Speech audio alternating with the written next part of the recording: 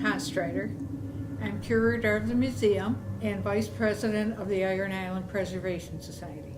When we moved in the building, we found 24 cans of cremated remains in here. They were left here from the very first funeral director. They never knew they were in the basement. All they did was come as far as the railing downstairs, and they never looked in the little room where we found the remains. So when we found them, they were just in little paint cans with the names and dates of death on. So Linda Googled all the names and found out Edgar and 7 others were veterans. So she made arrangements to give them all a proper burial. We think Edgar is still, his spirit is still in the building.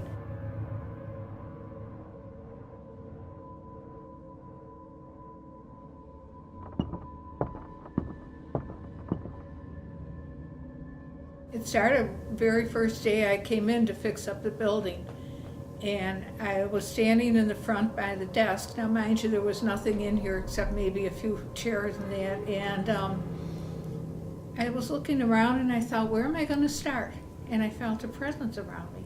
I didn't know what it was, but I kept coming in anyway because I had to. And then that was actually the start of it, but I didn't tell anybody that happened. And then Linda saw a blue and white figure coming in the front door that had floated into our front room, and she went and checked and no one or nothing was here, and she didn't tell me what happened and we didn't share our stories.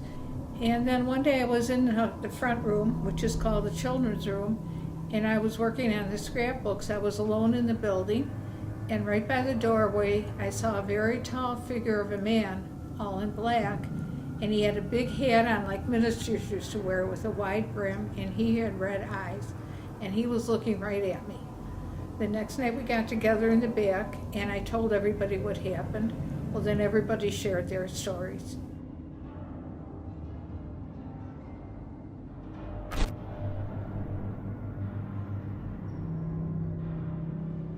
I was in the office one day and I was facing the hallway, sitting at the desk. I looked out and this thing came out of this particular room. I call it a thing because it was all dark. It was sort of bent over and it had rounded hands and feet, and the head was round.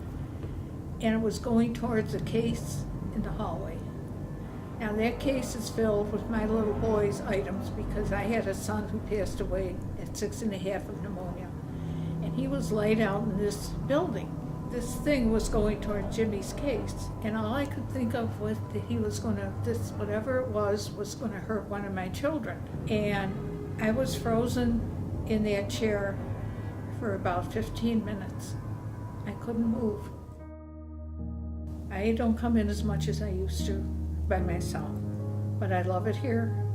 I'm a historian and we're preservationists, so everything sort of came together in this building for us, but none of us ever thought of the paranormal before.